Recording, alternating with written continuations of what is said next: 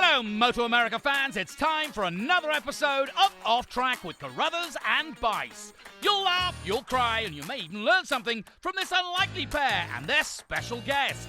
The mic is yours, Paul and Sean. Hello, MotoAmerica fans, and welcome to this latest edition of Off Track with Carruthers and Bice. I have Carruthers on my right, and this is a special episode for us, not only because we're at Road America, which is, I think, Paul, we love this place quite a bit. It's awesome. We'd have 10 rounds here. But we are joined by Freddie Spencer, a man who we've wanted to talk to for a long time. And if I gave you, it would be a whole podcast talking about what Freddie's done in his career. But let me start by saying world champion back in the two-stroke area, won 250 and 500 in the same year, the only rider that's ever done that.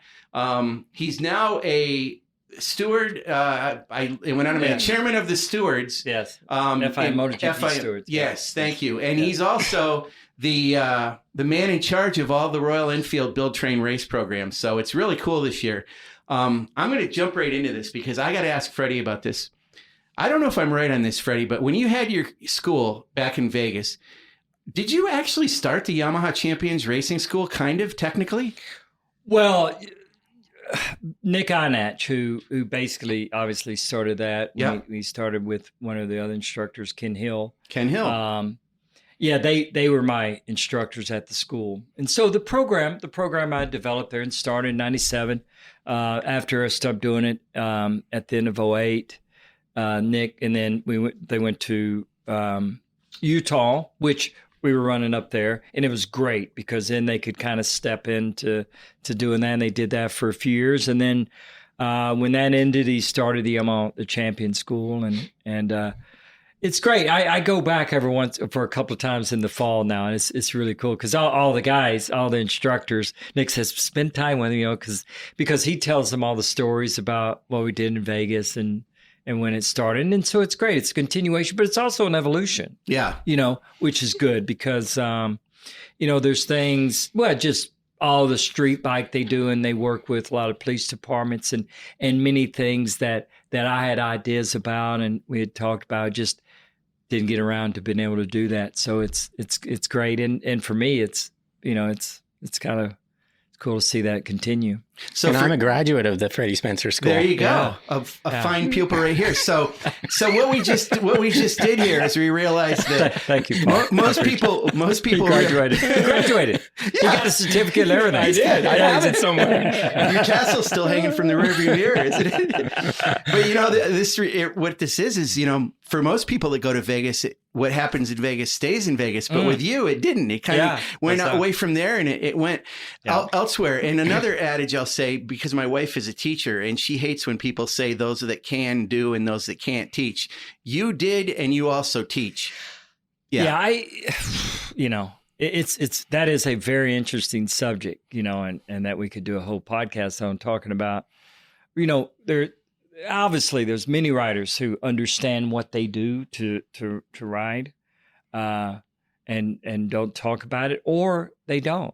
It's probably just as many or more that just do it on their instinctively, and they never get around to understand it from that standpoint. I was very fortunate because I'm self-taught. I learned in my yard how to ride, but I also had many great people that I got to work with. My dad and I pitted next to Irv Kanemoto. Was in Mid-Ohio at a Wera race at the end of the year, and when I was 15, and Irv was there with Gary Nixon and Randy, and I ended up winning the 250 race. It was raining, and I won the race, and beat those guys. And so Irv came over to the truck and talked to my dad, and that's how I got hooked up with Irv. Wow. And so working with Irv taught me all the things I needed to understand about how motorcycle works. And we spent 1979 traveling around all the races here before we, went to Europe. And so it was that learning experience, and I was just a sponge, and I always liked understanding how things work. And that's the other part too, that I think is you have to be interested. You have to be, curious about it. And I always felt that if I could help the bike work with me, or I could make changes to work with the bike and make a difference. And that's what helped and benefited me once I got to Grand Prix and HRC with HRC that first year. Such a new program, incredible engineers. As you know, everybody that was involved in HRC in the beginning went on to be stars and superstars throughout Honda and development of all the bikes that we loved over the years, products and race bikes. But fortunately having them and then someone like me who had made it such a priority to understand how bike works, my interaction with the bike and how it could work is what may help make that program, in the beginning, because I could give them decent information, right.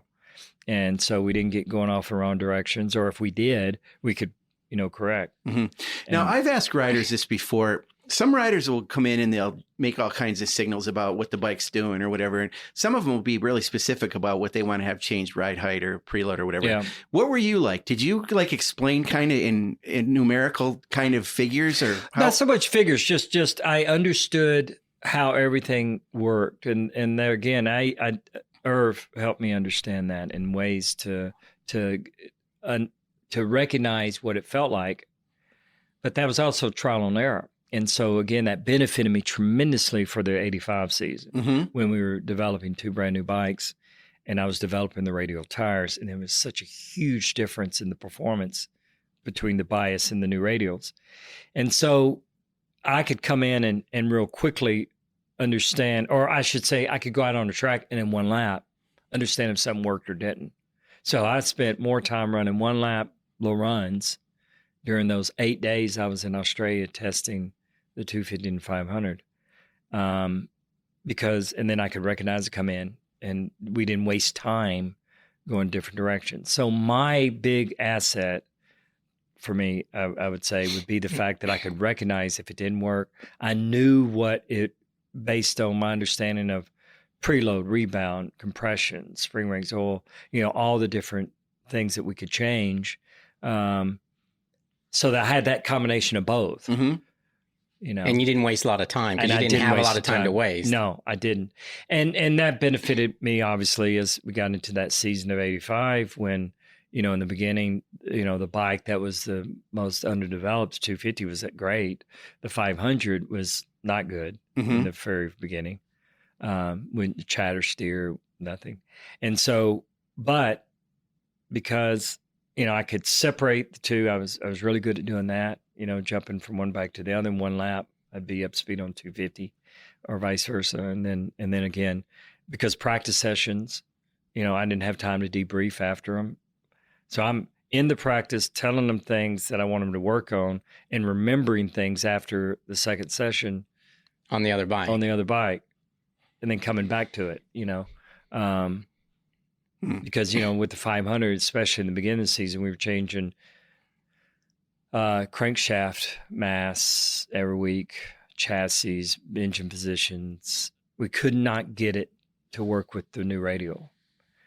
It was so funny. I tested the radial, and I always kidded Eddie about it. I said, you don't have to thank me too much for that, because it worked great on the Yamaha.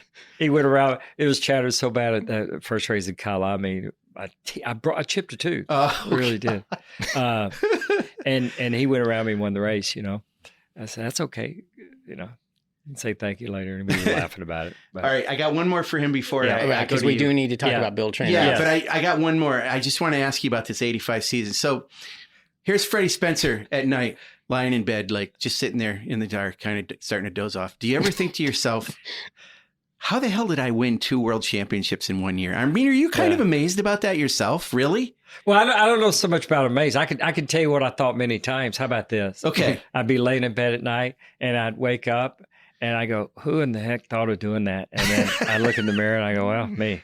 So I didn't have I couldn't go too far to blame someone. No, it's one of those things where I'm appreciative, thankful for it. I had an incredible team. Everything lined up, for us to be able to do it. And it goes back to what I was saying about my preparation and what I always tell people why I love teaching. And I used to talk with Nikki about this is you accept the talent you have, you learn as much as you can about the equipment, the tools you have to work with, and then you learn to do whatever you can do to make the adjustments to work with those tools and that talent to get the most out of it. And fortunately, that's what I was able to do. Wow. All right, can I change? Yeah, you can go ahead. I'm glad I got Royal that. Enfield Build Train Race. It's starting this weekend. It is. It's not the reason we're having you here. We're having you here for multiple reasons, but that's the reason we need to talk about it at this point. We'll do the other stuff another time. Sean can have 4 hours or whatever. I'll need 4 hours at least. That's okay. So we're getting started with that. You've been through the obviously the build, the train. Yes. Now, you have 6 girls, I think, that are returning and 6 new ones. That's right. This program, the Build, Trade, and Race program with Royal Enfield, is something I'm really excited about. It's such a great concept, and I respect Royal Enfield. I've known them and worked with them a little bit in the last 6 years. I did a little launch for the GT 650 in the Isle of Man, just photos and stuff. This was about 6 years ago. And the GT 650 Cup, which is what they do in India, the Build, Train, Race program is a variation of that here in the United States. And it's really all about the individuals. And it's all about teaching young ladies of all different abilities and different backgrounds that they're motorcycle enthusiasts. They want to learn how to ride better. They want to learn how to build the bike. They're very hands-on. And then we come to 4 rounds and they got the experience of racing. And I came on board at the end of last season. I was approached by them to kind of come on and really help with the structure of the build part and the train part, getting them prepared for the race. And I was really excited about it because, I'm a firm believer in the grassroots. Racing and riding is local. It really is.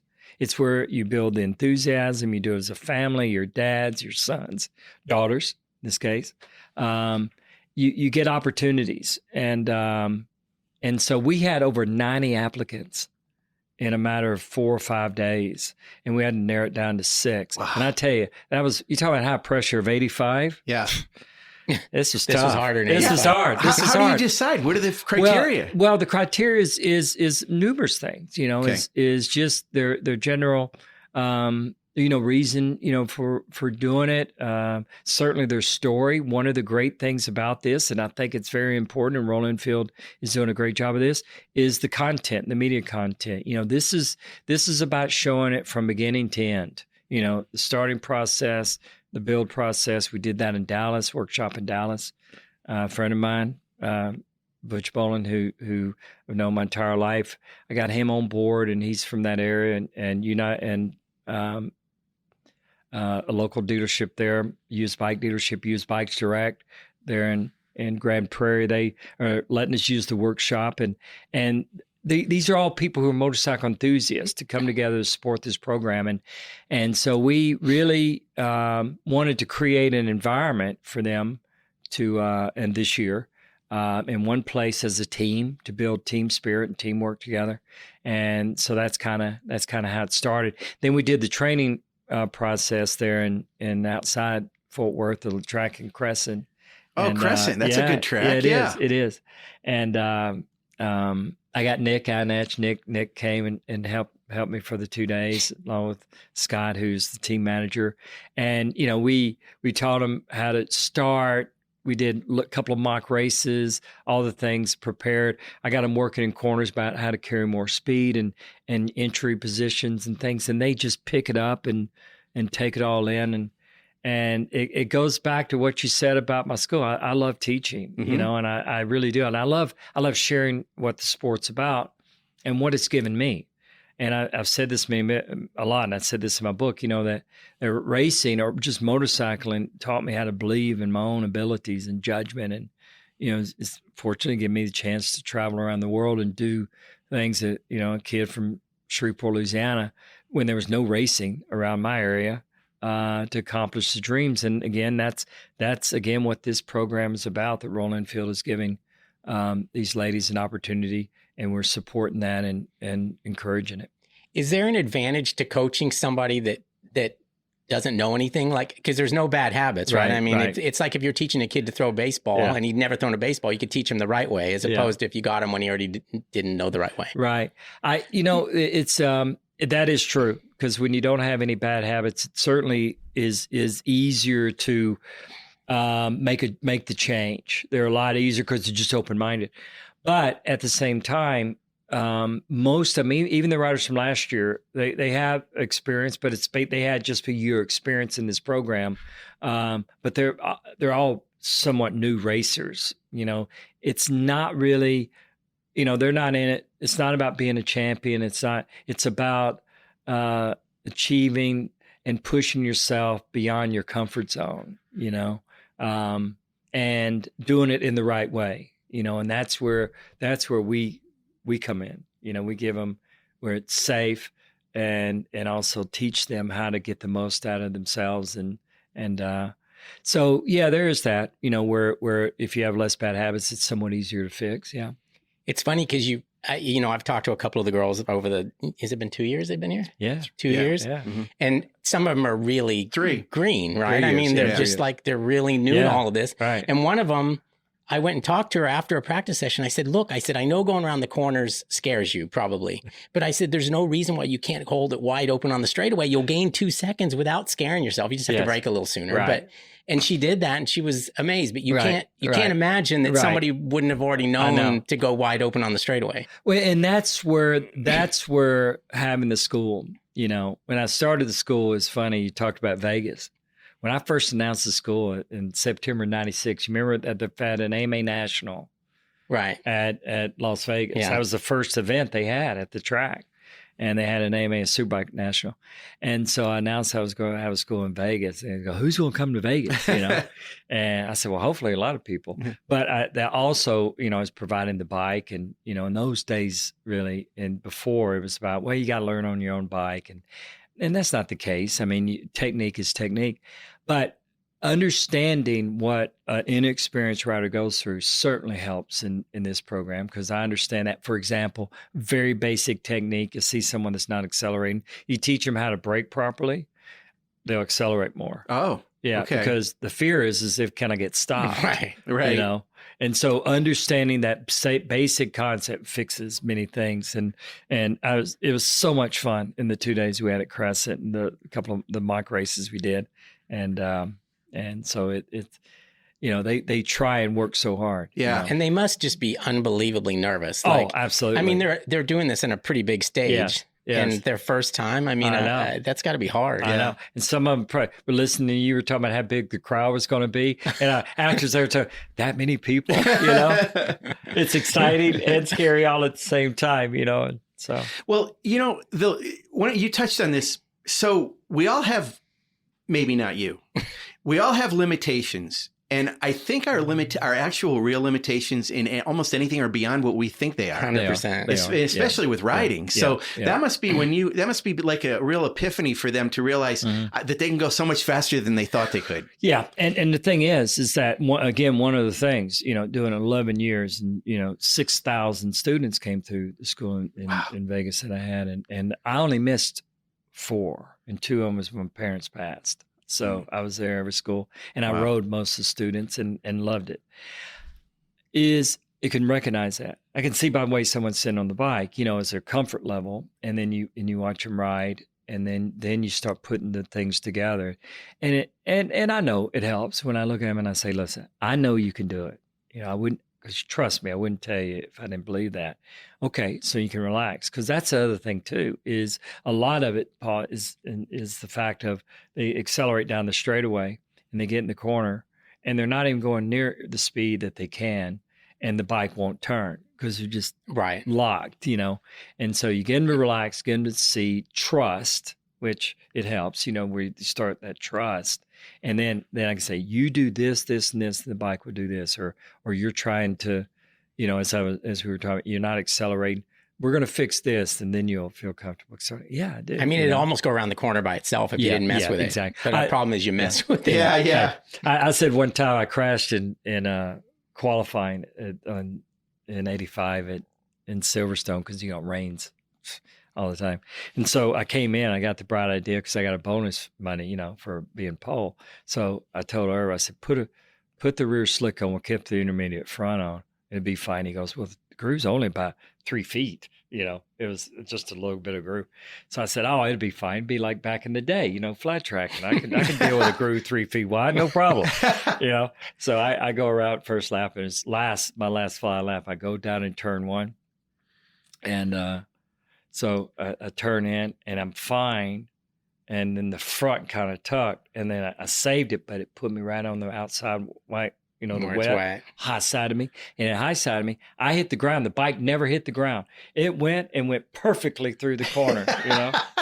It would have been fine if the rider wasn't on it. I know. And I was chasing it. And so I was chasing it, and you're supposed to go to the, I didn't realize it was that little bit of time left. So I'm chasing, the medical guys are chasing me, and I was trying to get back to the pits, but anyway. Well, so there's a huge disparity among talent with these girls. I mean, we have Kaylee Bike, who won the championship last year. She's back again. So do you see, is she advanced more than the other riders? And well, that, and she teaches too. I think she does. And Kaylee really is a good rider. And we have a couple of young and different age riders that this year that have pretty good experience. Yep. That it's going to be very competitive. And Kaylee knows that. And so she's been working on, and that's one of the things is, after Crescent, we've talked, and some of them they do track days and work on, of course, and work on certain techniques. But it certainly helps the riders that come from riding the bike last year. They've been here before. And so they know what to expect.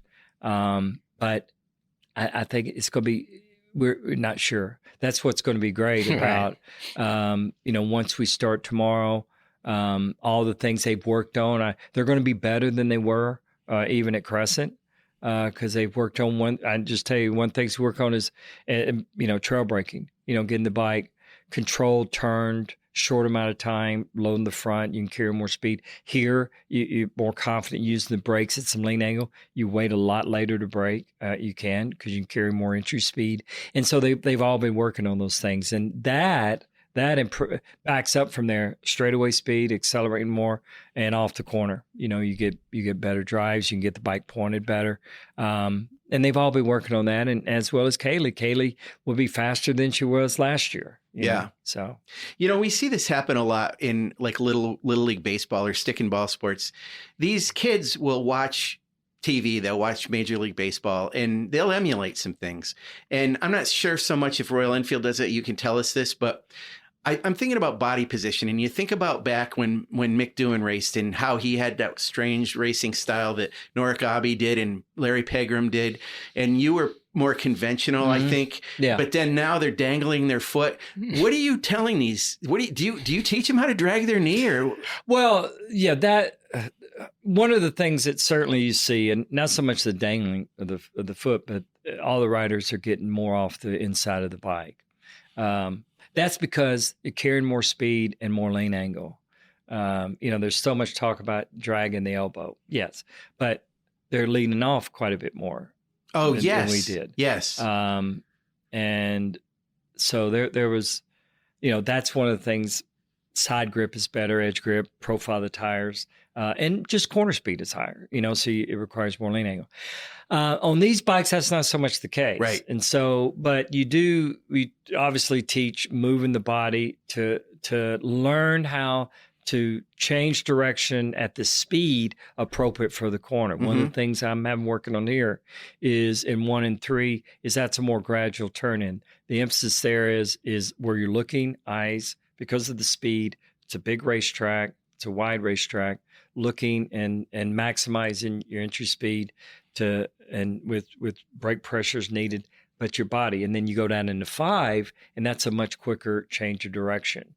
On amateur riders, that's one of the factors, is because they don't have the experience, is how to get the bike turned the proper speed to put the bike at the right point in the middle of the corner to maximize your exit, And so we work on that, and then we'll continue working on that throughout the weekend. And so it, that part, body position, getting off the bike, it wouldn't be like a Grand Prix bike, but it's still, one of the factors that that I, taught when I was teaching school, Have these riders looked up who Freddie Spencer really is? Do they know? They probably had to Google right away. Yeah, probably. Yeah, I mean, but did. seriously, do they? What they're getting is invaluable, and it's on a level that people would go nuts to be able to get and hear from. Well, we've gotten to know each other obviously Yeah. pretty well, and spent a lot of time in Dallas. And, well, not a whole lot. Dallas. We just started the program, Right. So we've had the 5 days in the build part, and then 2 days training, and this first race. And I won't be at 3 events. I'll be here, then I'll be at Brainerd because of my GP commitments. Yep. I won't be at the Ridge and then Pittsburgh, but I'll be continuing to work with them. And yes, they're very, very appreciative. And for me, it's a privilege. They know how much I enjoy it and helping them and want to see them do well. So. Yeah, because you're a teacher. I bet you would. I mean, it's got to be thoroughly satisfying to have that. Yeah, it is. Am I going to do the elephant in the room? Yes, you are. That's why I just did the softballs. You go for the hardball. Well, you know what I found out today that really crushed me? What? I'm older than Freddie. I am too. I was certain that he was older than me. I knew. And I'm not going to say how old we are, but we're like 6 months apart. I But I knew thought we it was were 6 all months around- the other way. Yeah, And I'm pretty crushed. Yeah. You should see him. It's like so deflated. It's so deflated. He's like, I've known you since you were this big. And I'm like, well, you were about that big. Yeah. And so we determined the only reason why he thought I was older is because bigger. I was taller than he was. That's right. That's right. Exactly. I didn't say shorter. Right. Right. No, you Thank did a you good for job that. with that. Yeah. Exactly. Well, I was we're all taller. around the same age, but I We knew are. Freddie was a little bit younger than Vertically me. challenged Yeah. is what I Yeah. like to go with. Yeah. So we've got to Yes. just talk real quickly about your yes, MotoGP yes. experience Yeah. because I've known you forever. Right.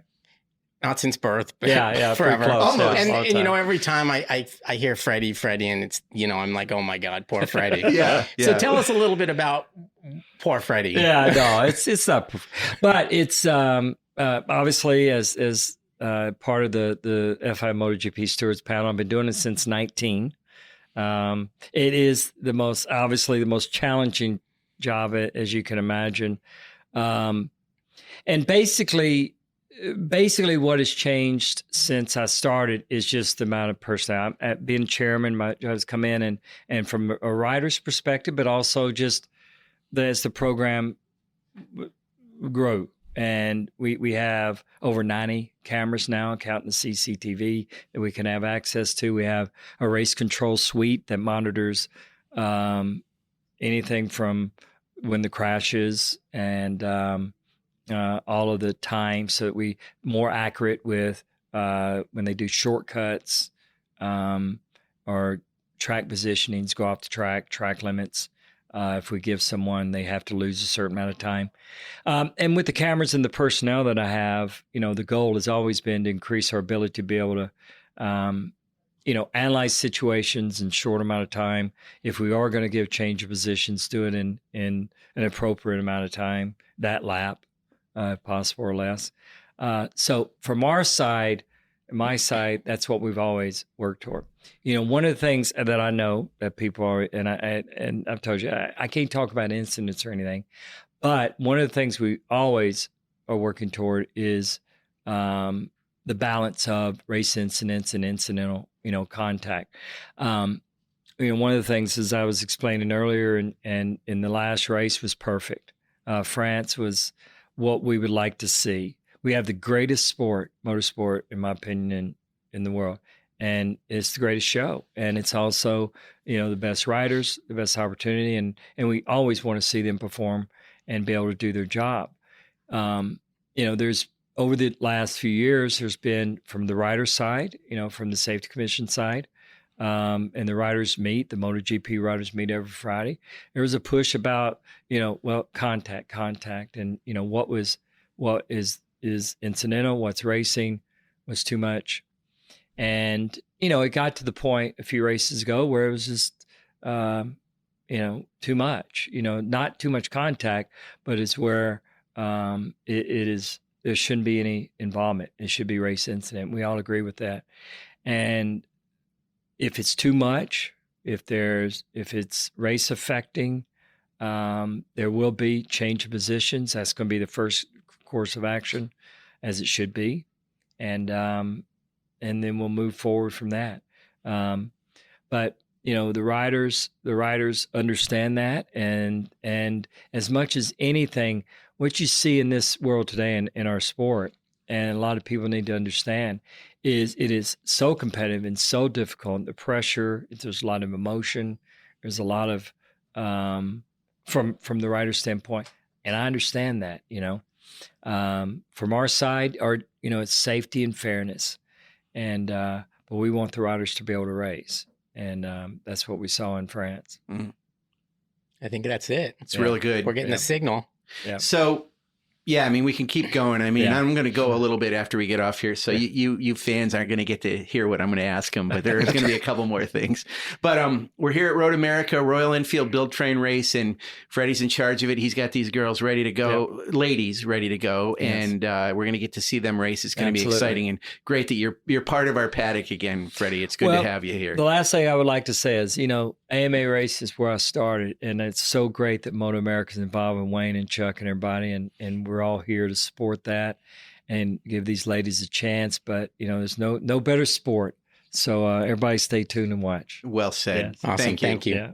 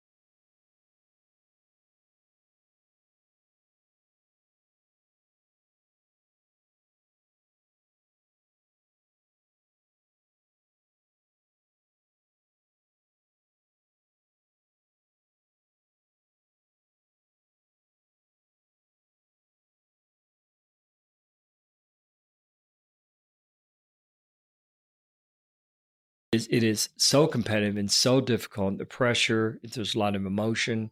There's a lot of from the rider's standpoint, and I understand that. From our side, it's safety and fairness, and but we want the riders to be able to race, and that's what we saw in France. I think that's it. It's really good. We're getting the signal. Yeah. So, Yeah, I mean, we can keep going. I mean, I'm going to go a little bit after we get off here. So you fans aren't going to get to hear what I'm going to ask them, but there's going to be a couple more things. But we're here at MotoAmerica, Royal Enfield Build Train Race, and Freddie's in charge of it. He's got these girls ready to go, ladies ready to go, and we're going to get to see them race. It's going to be exciting and great that you're part of our paddock again, Freddie. It's good to have you here. The last thing I would like to say is, AMA race is where I started, and it's so great that MotoAmerica is involved in Wayne and Chuck and everybody, and we're all here to support that and give these ladies a chance. But there's no better sport. So everybody stay tuned and watch. Well said. Awesome. Thank you. That was great.